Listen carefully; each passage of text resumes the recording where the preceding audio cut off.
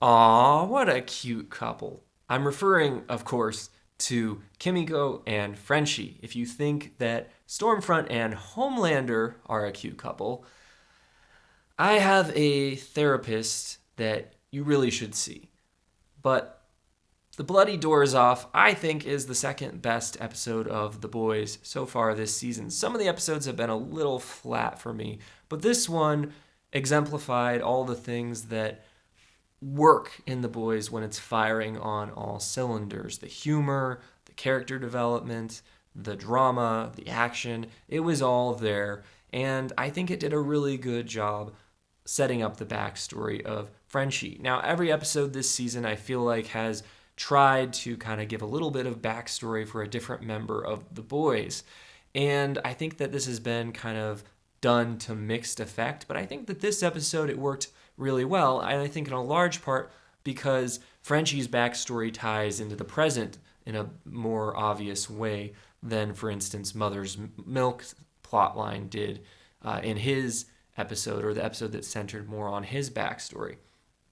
And of course, the character of Lamplighter is tied to Frenchie's backstory, and we learn that they both, to varying degrees, feel responsible for the death of Mallory's children. We discovered, of course, that Lamplighter didn't mean to kill the children and that he seems to be somewhat tormented by it. Now, of course, he's still doing bad things in the present, but I think it was telling the look he gave before he incinerated the person in the cell at Stormfront's orders that he isn't enjoying this performance that he's being forced to give.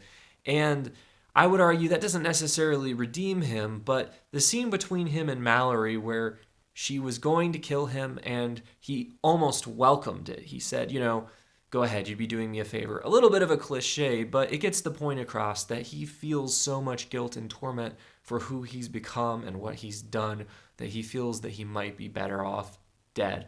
And I think that while the audience probably shouldn't forgive him, I think that if they had actually shown what happened to Mallory's children in this episode, it would have gone a long way to making us hate him as much as Mallory and Frenchie do.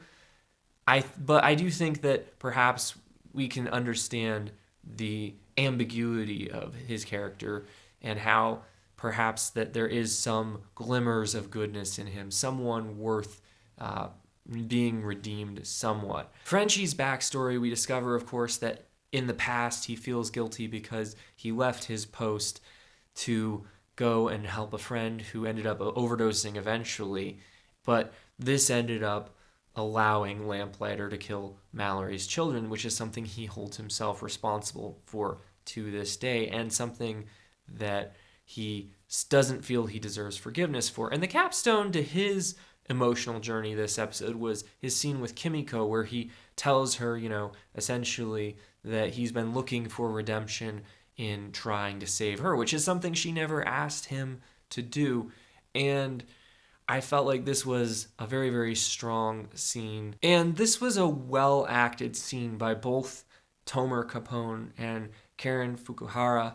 I'm a little less clear on how she feels about Frenchie than about how he feels about her, but I think it's good that he's finally acknowledging that he has viewed her as his salvation rather than as a person, which is always a mistake, and it's something that men often do, viewing a woman and rescuing that woman as their act of redemption. And it's not something that works out in real life because you kind of have to work out your own issues. And I think Frenchie is finally realizing that. Now, the scenes at the facility, obviously, we got some very gory scenes. They showed off some very interesting powers from the different characters at the facility. The man with the very, very, very, very large, and the person with the acidic vomit. It was interesting to see these different power sets. Obviously, we saw the introduction of this new character with telekinesis that can crush people and objects with her hands. So she seems very deadly, and she's been unleashed on the world, as we saw in the last scene before the credits started to roll. So the scenes in the facility were strong. I liked that we got to see all the characters involved.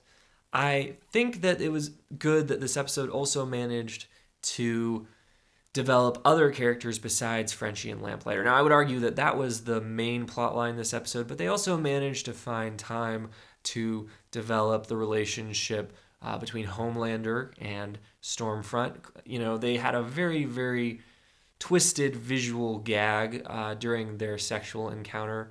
I've never seen a man's crushed head being used as a sexual visual before.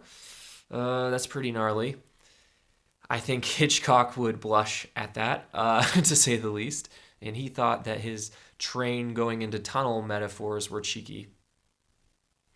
But this was interesting because obviously Homelander is feeling very happy to have someone who just acknowledges him and seems to love him for who he is and not to begrudge him for it and to worship his power rather than to be wary of it as the boys are. And his reaction at the end of this episode is very telling when he finds out that Stormfront is actually over 100 years old and that Vought has its roots in Nazi Germany. And the fact that she, as this Nazi character who hates the other races, covertly, of course, because her messaging in public is a lot different, sees him as the embodiment of everything the Nazis worked for. Now, this is kind of like Hunters. They did some similar things with the flag carrying Americans in that show, but I think it's very telling that they're having this Nazi character say that the superhero who literally wears an American flag as a cape is the embodiment of Nazi values. And I think obviously they've been taking digs at certain politicians and certain political movements in the US with this show, but this is a little bit more subtle than they have been. But some people are still probably going to be pretty ticked off by this, to say the least. This episode also found time to develop other members of the Seven. We got to see A-Train getting taken by the Deep to see the leader of the Church of the Collective. And this has been a slow burning plot line. I hope that the payoff is worth the teases that they've done. And of course, we've got this scene where Queen Maeve has her girlfriend discover what happened on the plane that crashed and how Homelander and her left the people to die. Now, I don't really think it's fair for her girlfriend to be upset at Queen Maeve about this, but at the same time, I think it would be a hard thing to understand or to find out about someone that you thought you loved. And we'll see how this plan to blackmail Homelander works out. Queen Maeve, I have to admit, is not a character that I find particularly interesting. I think she's in this unhappy medium because she's not as outright villainous as the other members in the Soups, so you can't really hate her, but she's also just doesn't have enough agency to be a strong lead in the same way that Starlight or some of the other characters can be. So she's kind of just a character that I would be happy to see shunted off to the side. This episode also found time to develop the relationship between Butcher and Starlight. I thought it was very interesting that Butcher was considering killing Starlight, but over the course of the episode, he came to grudgingly respect her.